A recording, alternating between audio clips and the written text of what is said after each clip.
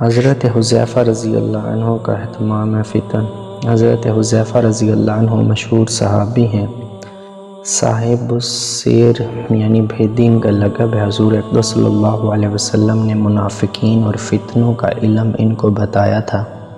کہتے ہیں کہ ایک مرتبہ حضور اقدس صلی اللہ علیہ وسلم نے قیامت تک جتنے فتنے آنے والے ہیں سب کو نمبر وار بتایا تھا کہ کوئی ایسا فتنہ جس میں 300 آدمیوں کے بقدر لوگ شریک ہوں حضور صلی اللہ علیہ وسلم نے نہیں چھوڑا، بلکہ اس فتنے کا حال اور اس کے مقتدا کا حال، ماں اس کے نام کے، نیز اس کی ماں کا نام، اس کے باپ کا نام، اس کے قبیلہ کا نام صاف صاف بتا دیا تھا۔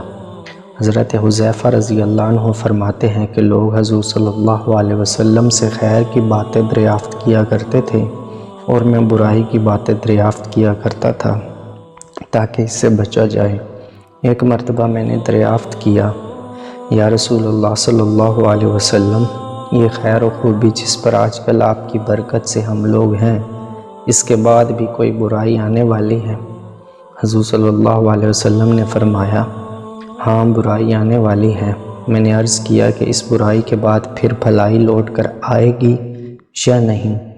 حضور صلی اللہ علیہ وسلم نے فرمایا کہ حذیفہ، اللہ کا کلام پڑھ اور اس کے معنی پر غور کر، اس کے احکام کے اتباع کر۔ مجھے فکر سوار تھا۔ میں نے عرض کیا، یا رسول اللہ صلی اللہ علیہ وسلم، اس برائی کے بعد بھلائی ہوگی؟ حضور صلی اللہ علیہ وسلم نے فرمایا، ہاں پھر بھلائی ہوگی، لیکن دل ایسے نہیں ہوں گے جیسے پہلے تھے۔ میں نے عرض کیا، یا رسول اللہ صلی اللہ علیہ وسلم، اس بھلائی کے بعد پھر برائی ہوگی؟ حضور صلی اللہ علیہ وسلم نے فرمایا، ہاں ایسے لوگ پیدا ہو جائیں گے جو آدمیوں کو گمراہ کریں گے اور جہنم کی طرف لے جائیں گے۔ میں نے عرض کیا کہ اگر میں اس زمانہ کو پاؤں تو کیا کروں؟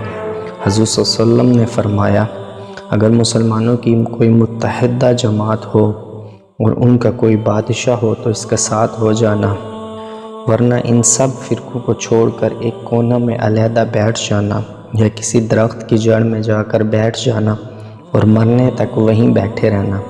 چونکہ ان کو منافقوں کا حال حضور صلی اللہ علیہ وسلم نے سب کا بتلا دیا تھا، اس لیے حضرت عمر رضی اللہ عنہ ان سے دریافت فرمایا کرتے تھے کہ میرے حکام میں کوئی منافق تو نہیں؟ ایک مرتبہ انہوں نے عرض کیا کہ ایک منافق ہے، لیکن میں نام نہیں بتاؤں گا۔ حضرت عمر رضی اللہ عنہ نے ان کو معزول کر دیا، غالباً اپنی فراست سے پہچان لیا ہوگا۔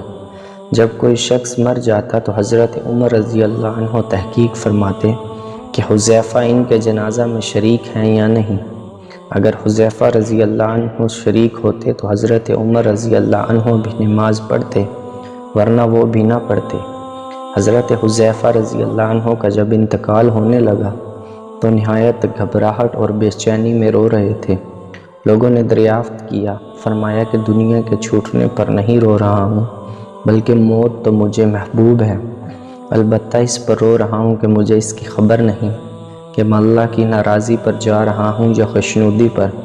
اس کے بعد کہا کہ یہ میری دنیا کی آخری گھڑی ہے، یا اللہ تجھے معلوم ہے کہ میں تجھ سے محبت کرتا ہوں، اس لیے اپنی ملاقات میں برکت عطا فرما۔